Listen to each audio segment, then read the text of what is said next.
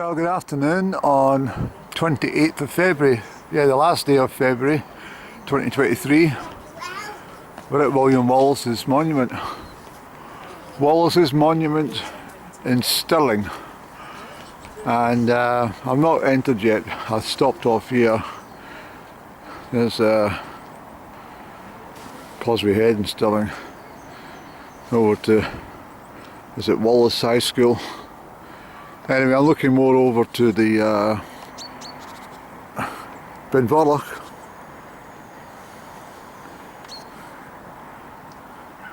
There's Benvorlich and Stuka Croin, and coming over to Benledi. Benledi you can see from, well, it's in the distance when you look from the knock of Crieff, for example. Get some glorious sunsets over here from viewing it from Crieff, of course. And then you're up to, at the back you'll see Stirling, which I've been on, and Benmore. That's just next to Crieff. I can't get my words out. Just next to Crieff. And we've got Stirling University down here. That's where I got my degree in counter-espionage. I done a course in Dundee a number of years ago, but it was just a introductory course, and then I went and done a course at Stirling University on counter-surveillance. Comes in handy. And right across the Forth Valley over to Bannockburn. Battle of Bannockburn. 1314. Nearly got my dates mixed up there.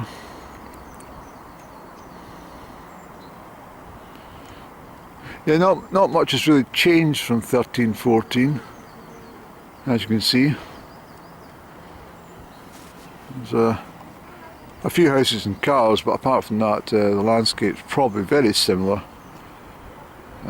And the farmland obviously wasn't quite so managed as it is nowadays. But the mountains are still there. So what we'll do is we'll head in. There's Stirling Castle over there. It was never very popular of historic Scotland to paint it in that mustard colour. That was many years ago, but they tried to tell us that that was the original colour, but I doubt that very much.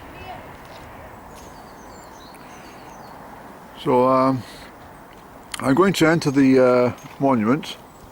I think there could be a charge, although they might say, "Oh, hello, it's yourself, you're a VIP, aren't you?" I said yes, but I'm still happy to pay. Oh no, VIPs don't pay. On you go. But so here we are, and we'll head in.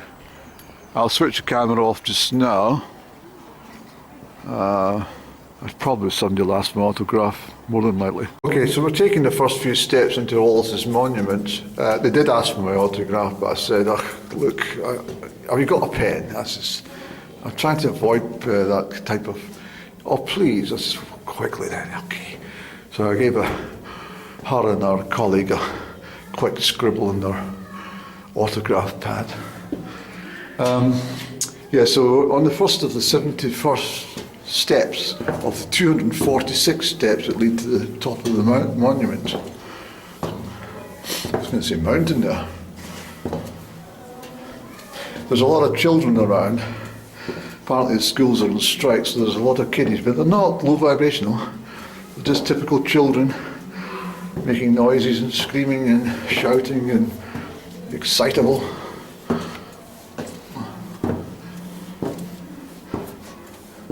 I can't remember I've been here before, I'll be honest. I don't think I have. Okay, we're into the Hall of Arms, where I believe Wallace's sword is on display.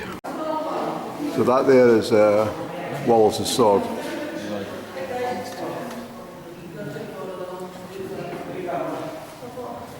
at the size of that, eh? Imagine wielding that around you all day. And it makes some mess of his enemies. I will say, if you suffer from any type of vertigo, this is not the ideal place to be, even if you're slightly claustrophobic. These twisting steps and the open windows to the side. There we are at the second level. It's the Hall of Heroes.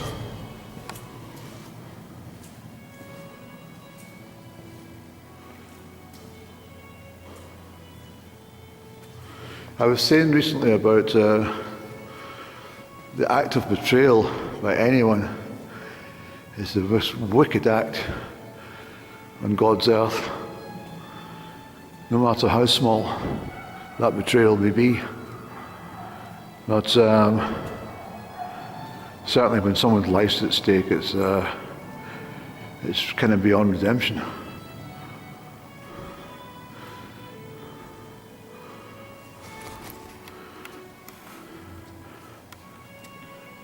She looks like Mary Slessor.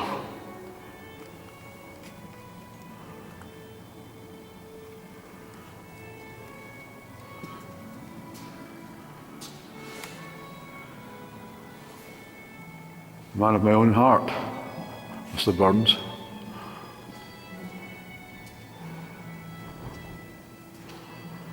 There's Robert the Bruce himself.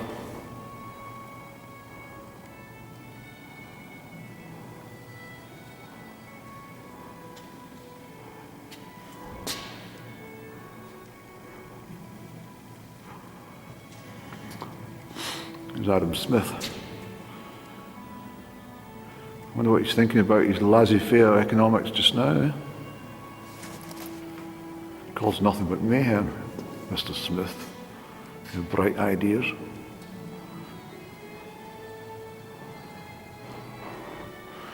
Mr. Gladstone's not very cheerful. Looks like up and down when I'm coming to visit.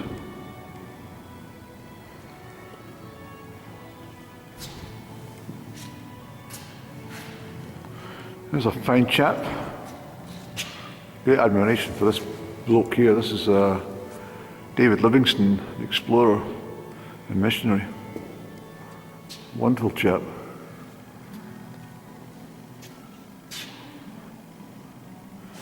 There's a fine Calvinist, Mr. John Knox.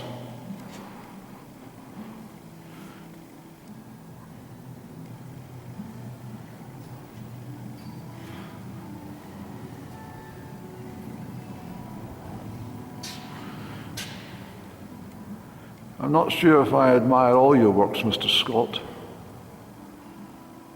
But, yes, perhaps. I note you wrote a lot about Perthshire in your fictional novels.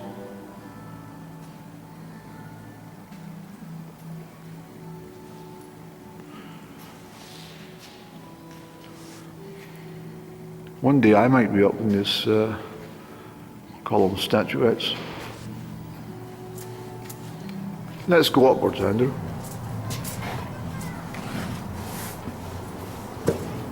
More vertigo.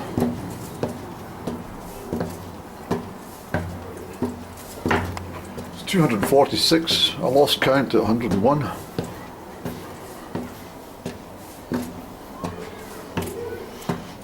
Well, that's right, you've got to walk back down.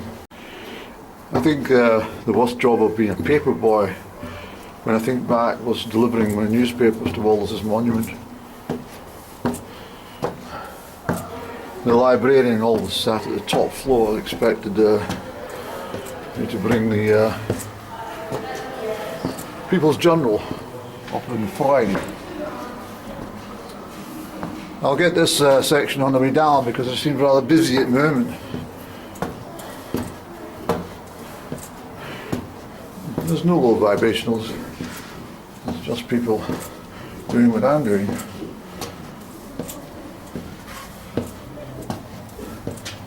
Okay. Goodness me, Andrew. We've reached the top section of Wallace's Monument. Almost the top at least.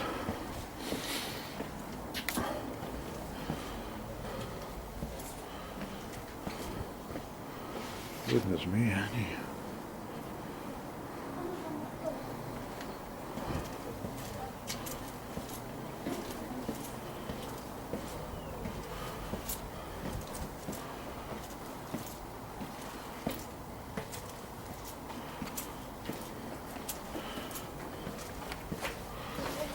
Okay. This is our view north to the hill foot.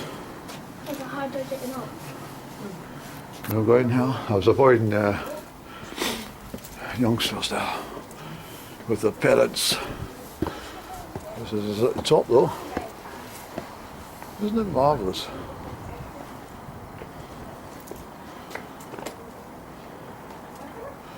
I think we'll get some views over to properly along to the hill foot. If you go along that way, you get to Alva. You saw Alva Highland Games. And Alva's Golden Mile, it was called. It was fantastic.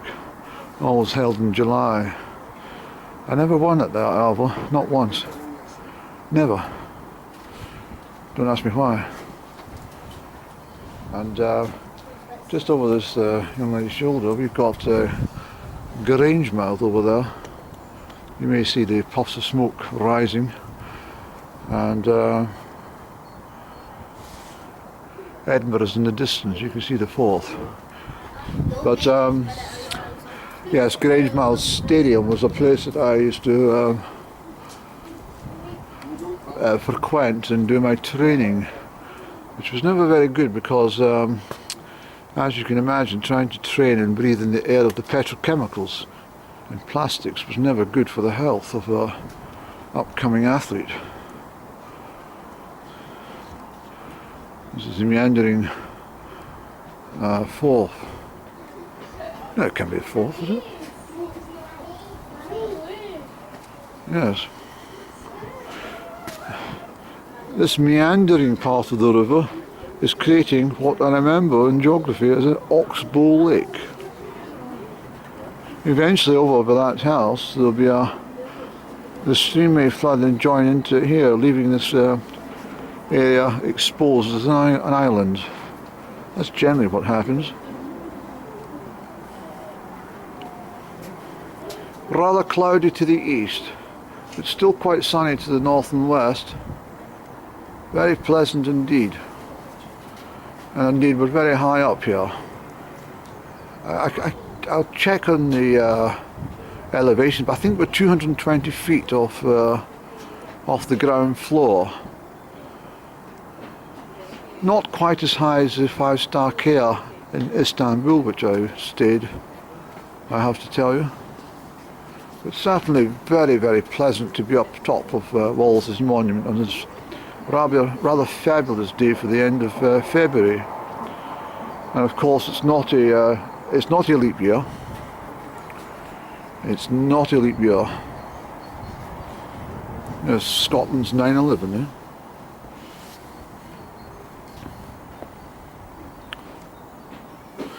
This Andrew de Murray, he came from Elgin, hence the name Murrayshaw and Murray. Andrew de Murray is off my bloodline, and the Murrays, which spells different, ended up at well, the Murrays of Octata chose to spell the name differently from the Murrays at Abercairnie. Now, Anthony Murray, who died in, just at the end of 2022, is in direct ancestral line to this chap, Andrew de Murray. So there you go. This Andrew de Murray would have been... Abercairnie wasn't constructed at that point in time, but I tell you where they were. The Earls of Strathern had their castle out at Bears Monument, where General Sir David Bears Monument was erected in 1832. Well, it was erected in 1831 on the death of Sir David Bears in 1829, but they erected the monument, and it was damaged by lightning, so they had to rebuild it in the granite blocks that they used. Sometime I'll take you out to the monument. I can show you the big steel chains that they used to drag the the granite blocks up from the bottom of the hill up to the top of the hill called Tamachastil, which means hill of the castle. And so the ancient earls were based there. Of course, General Sir David Baird he was a fine military man, very famous chap. He was he died in 1829. He left his widow, Lady Camden. He left his widow, Lady Campbell Preston, who had the property at Ferntower House and all the grounds, which were eventually liquidated their assets, and with the falls of the Campbells of Bedalbin may have something to do with her demise. But certainly Ferntower House then went into wreck and ruin, and most of the assets and the antiquities were sold off at ridiculous cheap prices. Should I say ridiculously cheap prices? I believe a Rembrandt was bought by Michael of Crieff and enabled them to finance quite a lot of development at Crieff when they sold off this Rembrandt, which I believe was once kept hanging in the Michael room at Crieff Hydropathic. I understand that's a true story, and a four-poster bed that Queen Victoria slept upon, and Bonnie Prince Charles Edward Stuart slept upon as well, was sold for the measly price of £28 back in the late 20s when the artefacts were all sold off. But anyway, we better get downstairs, let other people enjoy the moment at the top of Wallace's monument. The grand views of all the Munros stretching way out. I must get up Ben Ledi. That's at Calendar. Can you see, am I focused correctly? Ben Ledi at Calendar. Okay, we shall go down. But it's been very nice to come up here. There's something different to do. And I've thoroughly enjoyed my little escapade to actually say that I've made it onto Wallace's monument on the last day of February 2023.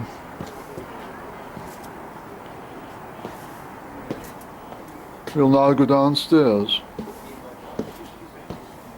I may have to try and avoid autograph hunters when word gets out that I'm here. I noticed that the two ladies who were at the reception area and who kindly guided me towards the first steps, one of them said, "It's very nice to see you again." I said, "Where did you last see me?" And she couldn't answer. So I think it was a bit of a slip of the tongue. So I think she was nervous. I got her all fruity in the heart and the stomach when she saw me coming through the doors. She said, "There he goes. It's him. Quick, autograph."